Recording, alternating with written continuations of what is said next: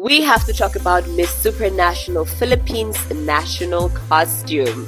Gumamela costume is pure poetry. She literally bloomed on that stage. The costume is inspired by the gumamela, a flower that you can find all across the Philippines. Look at those layers, you guys. Hundreds of petals in that vibrant coral.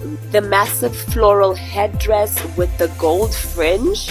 The silhouette that opens up like a flower in bloom. But it's not just about the beauty. Kat said that the gumalela may look delicate, but it blooms with resilience, strength, and beauty wherever it grows. And that's exactly the values that she is carrying for the Philippines on the Miss Supranational stage. She's not just wearing a flower, she's wearing the spirit of the Filipinas.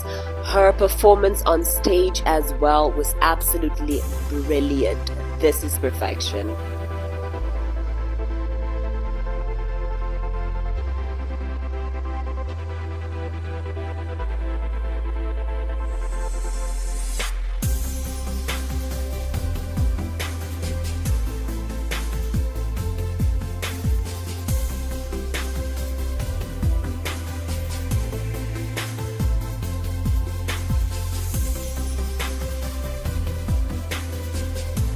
So mga kapolitika, isa rin po sa mga nagbigay ng reaksyon dito kay Katrina Ligado sa kanyang naging performance sa Miss Supranational ay walang iba kundi ang international pageant vlogger na si Dishi.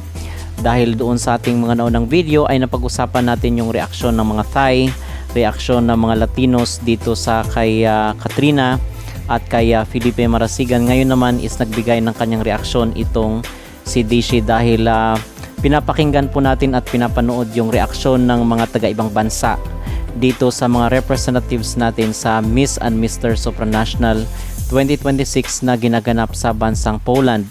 At isang tulog na nga lang po ang ating hinihintay or dalawang tulog na lang ang ating hinihintay ay malalaman na natin kung sino ang kukoronahan ng Miss Supranational 2026. So sa Sabado po ng umaga yung finals ng Miss Supranational 2 AM mga kapolitika ng Sabado yung finals ng Miss Supranational. So alas 2 ito mga kapolitika ng madaling araw oras dito sa Pilipinas sa Sabado ng umaga. So medyo puyatan itong magaganap sa finals ng Miss Supranational. So abangan po natin kung sino yung mananalo at ano ang kapalaran na naghihintay dito kay Katrina Ligado, kasi baka naman sa atin is hindi natin siya nakikita na mananalo, pero baka doon sa organization at even sa mga judges ng Miss Supranational is nagustuhan pala siya. So we can never tell kung ano talaga ang maging kapalaran ni Katrina dito sa Miss Supranational. Maraming mga nagsabi na baka si Czech Republic daw at iba sabi baka si Indonesia daw. So ang Miss Supranational kasi is hindi mo ma-predict rin minsan yung diba, yung mga nananalo dito.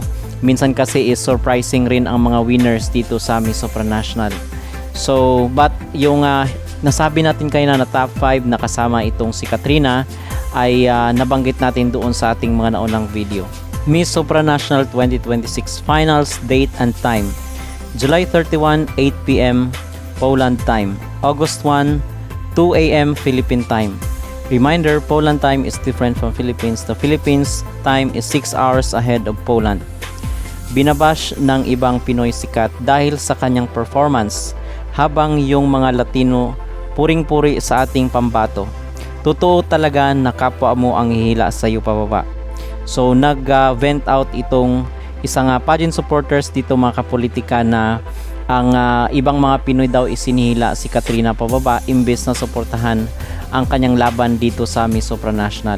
So tayo naman dito sa ating YouTube channel is sinusuportahan at all out ang ating support dito kay Katrina, pero hindi rin maiwasan mga kapolitika na minsan is kinakailangan rin natin ang tinatawag na constructive criticism. So magbigay tayo ng mga suggestion, magbigay tayo ng ating reaction at ng ating opinion para rin ito sa ikabubuti ng ating candidate dito sa Miss Supranational. So hindi natin hinihila si Katrina pababa, kundi tinatama or nagbibigay lang po tayo ng mga recommendations at mga suggestions para mapabuti yung kanyang performance at yung kanyang laban.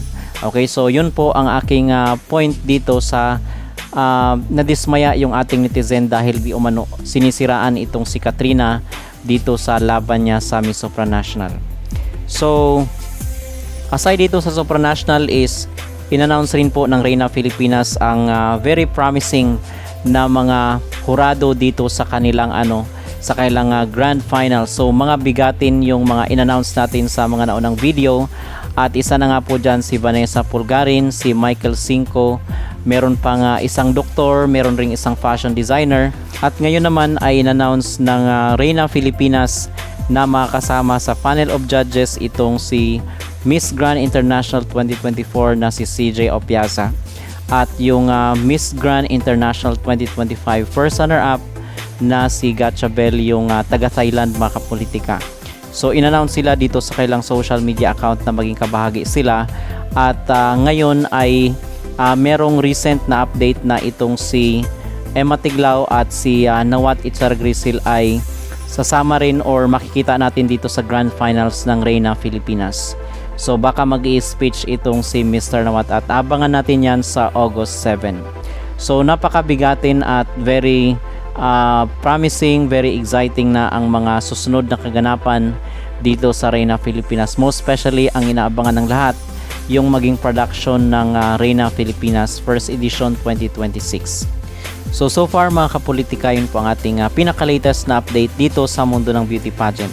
Kung kayo ang tatanungin ano sa tingin nyo ang maging placement ni Katrina Ligado dito sa Miss Supranational, makaraga kaya sa top 5 itong ating candidate dito sa nasabing beauty pageant competition, mag-comment down below at huwag kalimutang mag-like at mag-subscribe na rin kayo para updated kayo sa ating mga latest issue.